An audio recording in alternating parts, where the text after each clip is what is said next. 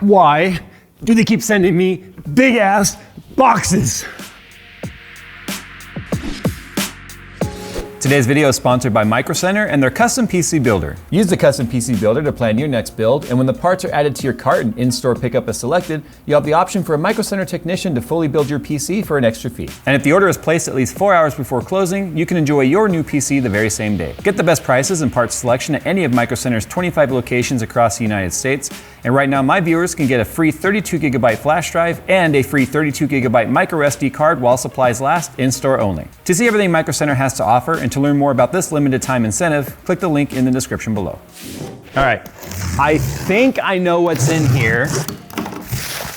Ooh, I do know what's in here. So if you guys have never heard of the brand Aza, I think that's how you say it, Aza. They reached out to me and were like, hey, do you want to review this thing we got? And I'm like, I like reviewing things. So today we're gonna review their thing. As soon as I unwrap it, ow. You know, I will give things that come from China this credit. I wish people who ship things domestically cared this much. They reinforce the corners, they wrap this is like probably an entire roll of the packing wrap. I love unique looking cases. Aza makes some of the weirdest looking cases I've seen on the market.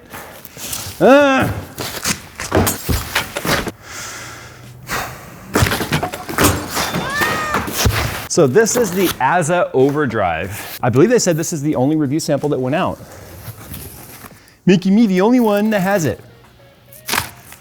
I like when that's the case. Speaking of case, oh, it's a box in a box.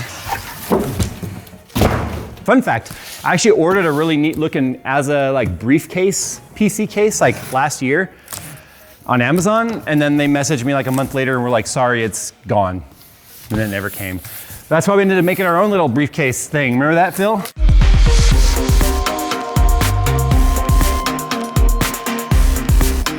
That was derivative of that. I was worried I was gonna have to build this case. I'm glad I don't have to. The thing with a lot of these really weird designs, think of the Cougar Conquer case and all that. You have to put it together. This one appears like it's already built. Oh, wow. So here's the accessories. This doesn't give you an idea of just how weird this case is gonna be already. Just look at that panel right there. It's very stealth fighter-y, huh? Looks like we have some drive cages, brackets and things. Here's another one of those. I'm not sure where that goes, but we'll figure it out in a second. This is why you guys are here. That's upside down. This is why you guys are here.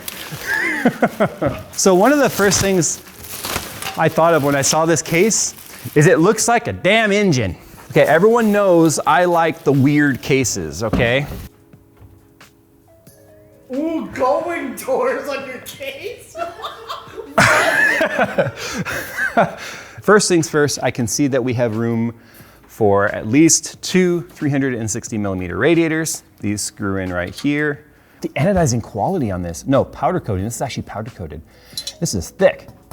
I really like the color of it. This is definitely a gunmetal, but I like the fact that we have plexiglass. Oh, that's magnetic. That is satisfying, listen. So you can see the magnets right there, right? So when it closes, it's just like, I mean, that's just a neat effect.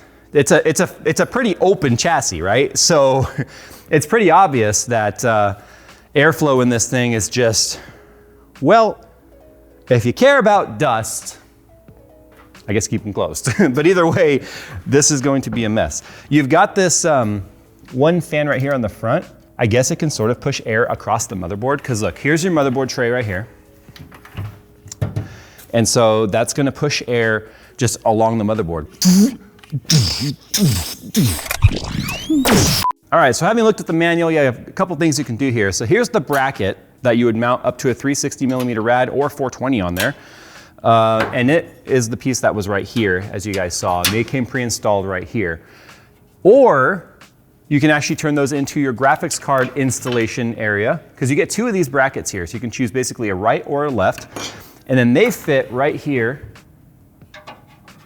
like so. They screw into the back. And then you have a place to actually mount your graphics card down to. So it's a horizontal graphics card. The other cool thing is you can mount your radiators down here into this side piece right here, because you can see these holes are the right spacing for a 360 rad, and only 360. They won't fit a 420. I guess you could do a 120 or 240, which would look dumb. But those can go there for radiator mountings, and then, or you could space it and have your fans there, and then your rad inset. So you can have technically 3 360 millimeter radiators, and I only say 3 because of the fact that you need to be able to have your graphics card here. A couple other things to talk about. We already showed you how this thing sort of folds away right here and allows you to have tempered glass that you can see down there through. Motherboard goes right here, obviously in the center. But check this out. You have an integrated reservoir mounting area as well. This is the bracket that you could attach your reservoir to. You could fit a pretty good size res. I like that they have this groove right here. That way if you have cables like that, they'll fit.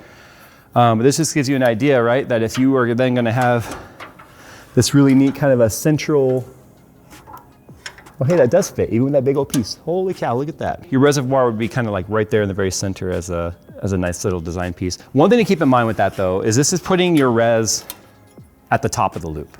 So you would want to keep that angle as much as possible, not have it lay down like that, because of the fact that you would want to obviously be able to keep your pump being fed properly, which I think would work just fine as long as you're using a pump res combo. Motherboard tray here looks like it will fit potentially EATX. It looks like we have EATX mounting screws. So this is just a standard, it is an EATX, right? It's ATX for sure. Maybe not a true EATX, but it's an old Maximus 10. So you can see right here that you do have plenty of room for an EATX motherboard. You have this nice opening right here that leads down into the power supply chamber, so your cables can come up and plug into your 24 pin and such nicely. The other thing too that's worth mentioning is in terms of running tubing and stuff with this, rigid tubing would be difficult-ish, only because everything's sort of enclosed in a cage, right? Oops. But you have a lot of these openings here, right? So you got these big openings that you could easily run. So if you had a graphics card sitting up in here with this mount sitting like this, you'd have plenty of room to actually be able to have your tubing kind of come up through here, go down into your CPU block. You've got openings on the side where the hard drives mount. If you're not putting actual SATA drives in there, then you'd be able to have tubing come out the side and maybe up through here to like your rad and stuff. So you'd be able to definitely get this to look pretty neat, I think. It's a very new case, so I'm sure the only people that are gonna probably have builds out on these are gonna be a lot of the pro modders and stuff that are probably given some of these cases ahead of time to, you know, come up with some promotional builds and stuff for it. I'd like to do a build in this. My problem is I like to do a build in every case I get, and so there's only so much time and so many parts to do builds all the time. It's a rough life, but someone's gotta do it. In terms of the power supply area, you got a lot of room down here in the bottom as well, because you can see the power supply gets centered right here, and you do have this bracket that you remove to get it out. But you have plenty of room on either side of it to be able to hide cables and stuff. And you can see that this is where a lot of the cables that are part of the case already are bundled together. So you've got your 2 USB 3.0s, you've got your USB-C right here, your front panel connectors, and then your HD audio. And then you can run this obviously up through where you need it. But you have plenty of room on the sides. And the reason why I'm pointing that out is it's an area where you could hide a lot of things like tubing and whatnot. You could even mount a standalone pump down here if you wanted, and then have a tube reservoir up here that's feeding that pump, and then you don't have to worry about the whole pump being too high in the loop type of a thing. Because that would be my only concern with this, is the fact that that's not a very aggressive angle to try and feed the pump. Again, as long as the water is above it, you'll be perfectly fine. But if you had a reservoir sitting here with tubes going down to a pump down in the basement, then that alleviates any of those concerns whatsoever. And then we also found out what these pieces were for by looking at the overdrive manual that you get with the QR code.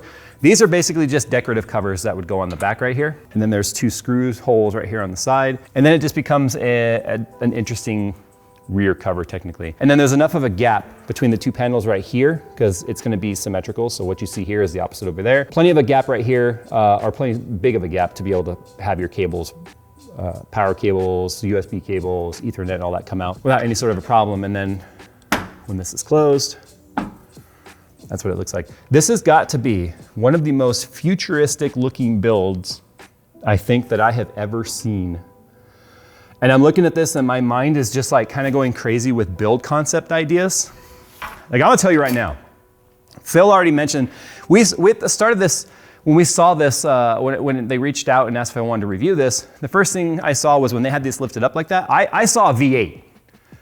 I saw maybe doing some sort of mod to make it look like cylinders and have headers and stuff coming off of it. But you know, the more I look at this starts to look like either Iron Man's chest piece, but I also feel like it looks like a mech. And this would be an awesome one to do battle damage with and stuff like on the Star Wars build, having blaster holes in it and scorch marks and maybe a little bit of rust. Like, I feel like this would be a hell of a build to do my weathering techniques with. You guys know when it comes to my builds, they take time.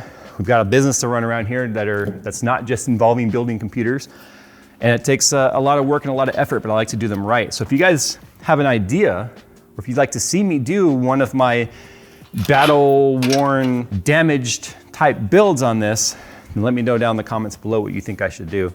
I guess an important part to point out that I didn't do earlier is all of the front panel connectors right here on the front underneath the fan. That's a very satisfying click. You can always tell the quality of a case by the firmness of its button. It's like the case handshake. If you go to shake someone's hand and it's all wet and like a limp noodle, then you know that person, he ain't worth doing business with if he can't actually shake your hand. It's like a button on your case that goes, was that like a double press? No, I was just pushing it too hard and breaking it probably. And then you got your USB-C on the front, headphone jack, mic jack, and then of course your fan right here. So I'm curious, do you guys want me to do a Mech Warrior type build on this? Do you want me to, the cool part is because we've got the Cricut, we could come up with the nice like pinstriping lines and stuff like you would see on a jet or something. Or do you guys have another idea? Sound off in the comments below what you guys think. Thanks for coming and hanging out on this unboxing. Again, I think they said this is the only sample they sent out, which means I've got to follow through on the build. Can't just set it on the shelf. So there you go. Guys, thanks for watching, and as always, we'll see you in the next one. If you want to know more about it, check the description below. I'll put a link down to their website. This is the Overdrive from Azza. Hey you, before you click off this video, you may or may not be aware, I'm actually doing a worldwide graphics card giveaway where one winner will get to choose either a 6800 XT Merc 319 card from XFX or a 2080 Ti MSI Gaming X Trio from Team NVIDIA. So if you're sitting there right now going, I didn't know about this, how do I enter? Follow the description down below. You guys will find a link to the giveaway video that will give you all the details. Don't wait, because it really sucks to find out about these after they're over.